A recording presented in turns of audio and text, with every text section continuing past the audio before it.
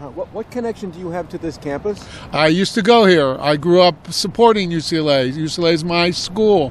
UCLA is my football team, my basketball team.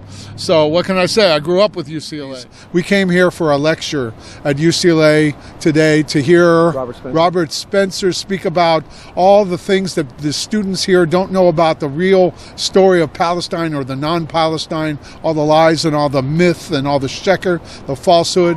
And we were turned away because they had a giant, so to speak, march and demonstration and protest up and down the campus that silenced this event, made everybody run for cover and get scared and throw us under the bus that we couldn't hold our program because a few measly Muslims and Arabs wanted to walk around pretending they owned the joint. This is an outrage. The chancellor should be fired. The dean should be fired. The Jewish students here should refuse to go here anymore, and they should find somewhere else to go where they will be treated with equal rights and respect and justice. As far as I'm concerned, coming here today, standing and watching them, when they chant from the river to the sea, Palestine shall be free, they mean they are going to make it free because they intend to genocide from the river to the sea every Jew there that's standing in their way. So when they protest and call us, the Israeli army or the Jewish people in Israel, as genociders of Hamas terrorists, and genociders of the people who support the terrorist attacks on Israel, they are supporting genociders and calling us genociders. Are the ultimate hypocrites. They're supporting genociders or want to be genociders, and they themselves would love to spill our blood. And not just in Israel, all over the world, in America, in Los Angeles here, they're just chomping at the bit to get going.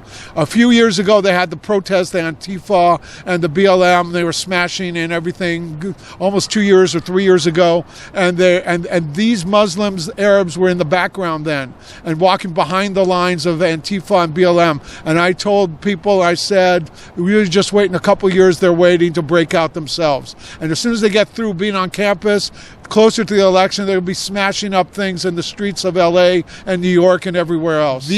That's what's coming. Palestinians, so-called Palestinians, it looks like they run the roost. Whatever they say goes, and then whenever they say boo, everything gets shut down and people aren't allowed in Ackerman Union, or they're not allowed to go to a lecture out of safety concerns. It's ridiculous. It's absurd to let them run the place as if they own the place. This is what, unfortunately, history is bearing this out now.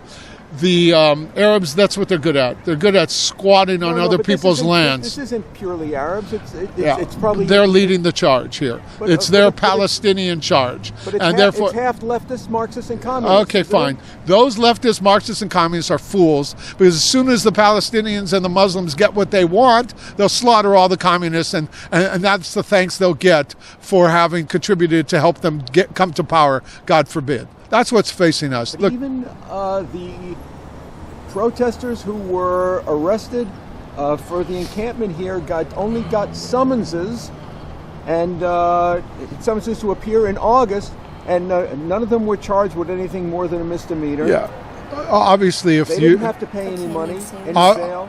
Obviously, if there's not going to be a deterrent, they're going to keep doing it.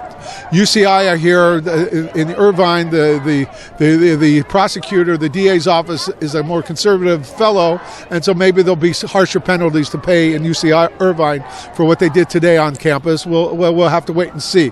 But yeah, it's complete absurdity. It's an obscene thing that they can terrorize a campus for years, building up to weeks and months of this protest of actually harming people. It's not peaceful protest. They've been beating up Jews on campus. It's all a lie. It's all a fraud. It's an excuse for mayhem and chaos. And the administrations and all the Jewish organizations, they'll look the other way and will come on camera and say they're appalled at what the Jewish student body did. Good for them. They finally took back what was rightfully theirs after 2 years, 3 years of taking this abuse.